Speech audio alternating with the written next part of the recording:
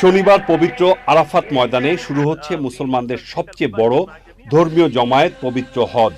এবছর সারা পৃথিবীর ১৫ লাখ মুসল্লি হজ পালনের জন্য এরই মধ্যে জড়ো হয়েছেন পবিত্র নগরী মক্কায়। এদের মধ্যে ৮৫,০০০-এর বেশি বাংলাদেশি। পবিত্র কাবা শরীফ তাওয়াফ করা, সাফা মারওয়া পর্বত সাই করা এবং মসজিদুল হারামে নামাজ আদায় সহ ইবাদত বন্দিগিতে মশগুল ছিলেন এইসব মুমিন মুসলমানরা।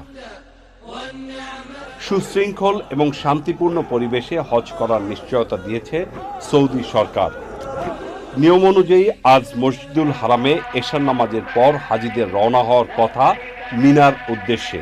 ভোগান্তি এড়াতে অনেকেই আসরের নামাজ আদায় করেই রওনা হয়েছেন কাবা শরীফ থেকে ৯ কিলোমিটার দূরে মিনার উদ্দেশ্যে। অন্যান্য হাজিদের মতো বাংলাদেশের অনেক হাজিও মিনার পথে। শনিবার ফজরের নামাজের আগ পর্যন্ত অব্যাহত থাকবে মিনার পথে আল্লাহর মুমিনদের এই যাত্রা। মিনায় পৌঁছে ৫ ওয়াক্ত নামাজ আদায় সহ ইবাদত বন্দিগিতে মশগুল থাকবেন তারা। শনিবার মিনায় ফজরের নামাজ আদায় করে হজের মূল আনুষ্ঠানিকতা পালনের জন্য হাজিরা রওনা হবেন পবিত্র আরাফাত ময়দানের দিকে। চকর মালিথা,